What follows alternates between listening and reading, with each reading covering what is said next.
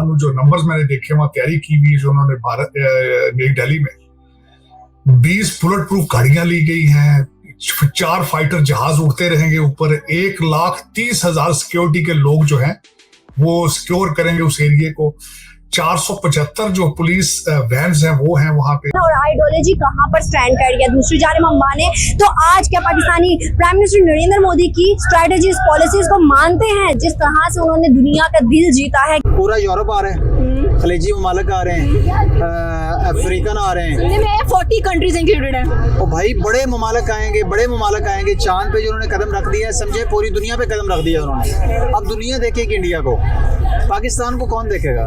भारत अपनी international diplomacy की Heights को इस वक्त टच कर रहा है और मेरे ख्याल में ये सारा सेहरा मोदी साहब को जाएगा। उसकी वजह यह है कि आपने जिस तरह पहले कहा है कि चंद्रयान को देखें, सूरज के प्रोजेक्ट को देखें, इनका अमेरिका आना, फिर उसका फ्रांस जाना, फ्रांस से यूएई जाना, यूएई से ग्रीस जाना, आज जकार्ता जाना। He is a hard working prime minister. आने वाले दिनों में इनके बारे में कई किताबें लिखी जाएंगी। अच्छा, यहाँ पे तो जब G20 की बात होती है तो बड़ी बड़ी डील्स हमें सामने आती हैं, करोड़ों की इन्वेस्टमेंट हमें नजर आती है जो सा वो सऊदी अरेबिया के साथ। इसके अलावा 14 मिलियन बिलियन जो सी इन्वेस्टमेंट है वो अफ्रीकन कंट्रीज जो सी वहाँ पे इन्वेस्टमेंट नजर आती है इंडिया की। यूएस के साथ वो डिफेंस की डील करते हैं। यूएई और सऊदी अरब जो है वो दोनों नरेंद्र मोदी के दाएं और बाएं बैठे हुए थे और मोदी साहब जो है आज बाइडेन और उनका हाथ शेक हैंड करवा रहे थे। इसके हवाले से देखें क्या जो फैसला यूएई और सऊदी अरब ने लिया है to open up with India, क्या हम कहाँ जा सकते हैं। हम तो मुस्लिम दुनिया को कह रहे हैं इंडिया से हमारी दोस्ती करा दें। ऐसा कॉरिडोर बनाया जाएगा जो इंडिया को मिडिल ईस्ट से जोड़ेगा और ज्यादा ट्रेड इंडिया और मिडिल ईस्ट के बीच होगी और फिर मिडिल ईस्ट से आगे जो है यूरोप तक सप्लाई चेन को बढ़ाया जाएगा। जो बाइडेन की बात की उन्होंने कहा कि this is real big deal for India, for middle east and for Europe.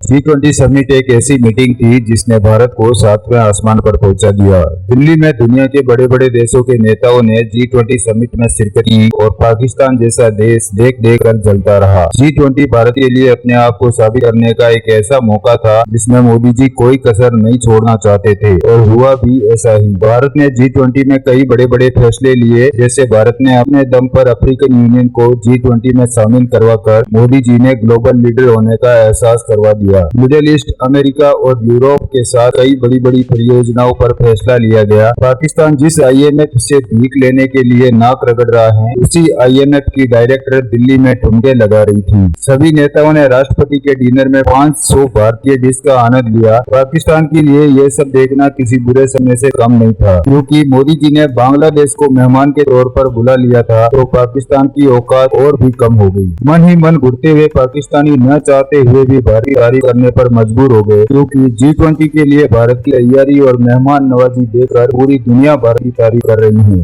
G20 meeting इस वक्त इंडिया में हो रही है। उससे पहले अगर हम बात करें तो कुछ दिन पहले इंडिया ने चंद्रयान 3 लॉन्च किया, फिर उनका पहला सोलर मिशन आदित्य L1, फिर उसके बाद अब ये जो है G20 की मीटिंग। हम एक टाइम से देख रहे हैं कि इंडिया ट्रेंडिंग में ही रह रहा है। इंडिया कुछ भी करता है तो वो ट्रेंड बन जाता है, पूरी दुनिया उस पर बात करना शुरू हो जाती है, उस पर तबसरे करना शुरू हो जाती है। क्या कहेंगे आप, इंडिया ने ठेका तो नहीं ले लिया ट्रेंडिंग में रहने का? कमाल के लोग हैं, शऊर रखने वाले लोग हैं इंडिया के G20 का समिट आपका इंडिया में हो रहा है, जहां आपके जो बाइडन जैसे उमर रसीदा प्रेसिडेंट वहां पे आहिस्ता आहिस्ता आ रहे हैं, वो बाय बाय भी कर रहे हैं, आके बैठे। जो सुपर पावर कंट्री के प्रेसिडेंट हैं, सुपर पावर प्रेसिडेंट है, वो आके आपके लैंड पे आके वो बात कर रहा है। तो आप सोचे हैं कुछ देर के लिए कि आपका सॉफ्ट इमेज कहाँ जाएगा। ठीक है, साथ बर्तानिया से ऋषि सुनक वहां पे आ गए हैं, तो आपके टॉप नेशंस आपके लैंड में वो आ गए हैं। तो आप सोचें कि आपका इमेज कहाँ जाएगा। आप ऑलरेडी एक पावर बनते जा रहे हैं, उसको आप देखें कि आपका वो बूम कहाँ जाएगा। लोगों का यानी पूरी दुनिया का आप पे ट्रस्ट कितना बढ़ जाएगा। अगर 10% लोग आज से पहले अगर आप पे ट्रस्ट करते थे यानी इन्वेस्टमेंट करते थे वहाँ पे, तो अब वो 10 को मल्टीप्लाई 10 करें, 100% लोग आप पे इन्वेस्ट करेंगे। क्योंकि वहाँ पे इस टाइम दुनिया जहाँ के CEOs भी इंडिया से ही हैं, और सुपर पावर के प्रेसिडेंट और ऋषि सुनक जैसे like everyone is landing in India. तो हैरान हूं, जो नंबर्स मैंने देखे वहां तैयारी की हुई जो उन्होंने नई दिल्ली में 20 बुलेट प्रूफ गाड़ियां ली गई हैं, 4 फाइटर जहाज उड़ते रहेंगे ऊपर, 1,30,000 सिक्योरिटी के लोग जो हैं वो सिक्योर करेंगे उस एरिया को, 475 जो पुलिस वैन्स हैं वो हैं वहां पे। अमेजिंग जो उन्होंने इसकी सारी तैयारी की है, इट्स अमेजिंग। मैं समझता हूँ it's a big honour for South Asia, it's no question about it. बल्कि इसके अंदर जो है कई पॉलिटिकल गेम्स भी जारी हैं। मोदी साहब जो है वो जकार्ता गए कल 9 घंटों के लिए, सुबह 8 से लेकर 6:30 बजे तक। 2 उन्होंने वहां पे कॉन्फ्रेंसेस सेट की, जाके मिले और उन्होंने टोन सेट की इस G20 के लिए, क्योंकि इसके अंदर काफी पॉलिटिकल टर्मोइल भी मौजूद है चाइना और रशिया और वेस्ट की तरफ से। उन्होंने मैरीटाइम समिट भी जाके अटेंड की और आसियान को भी अटेंड किया, और खासकर उन्होंने वहां पे जाके साउथ चाइना सी को एड्रेस किया, जो कि चाइना के लिए बड़ा सेंसिटिव है, और जो खासकर उन्होंने वहां पे मैरीटाइम लॉज रूल्स उनके बारे में बात की। मेरे ख्याल में मोदी साहब वहां पे गए थे थोड़ा अमेरिका को खुश करने के लिए, और मेरे ख्याल में he was very successful.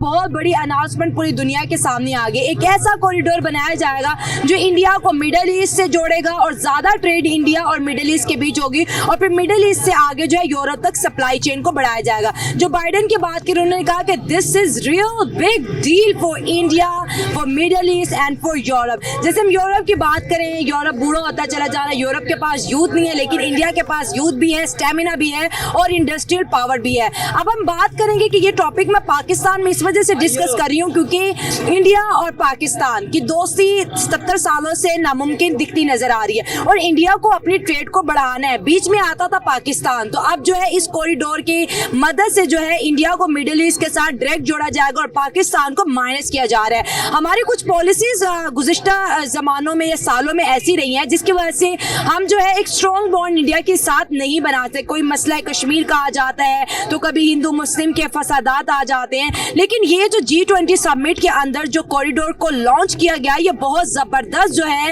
India को फायदा पहुंचाने वाला है। इसके साथ साथ जो है यूरोप इससे बहुत ज्यादा खुश है इस डील से। यूरोप यूनियन बैठा हुआ है इस वक्त इंडिया के अंदर, सऊदी अरब के प्रिंस भी बैठे हुए हैं, यूनाइटेड अरब एमिरेट्स के हेड ऑफ स्टेट बैठे हुए हैं। कहाँ गई मुस्लिम उम्मा, कहाँ गए इस्लामिक कॉन्फ्रेंस, कहाँ गए अरब्स? तो आज इंडिया के साथ हाथ में ला रहे हैं। हमने जो नैरेटिव पाकिस्तान में बनाया था मुल्लास का,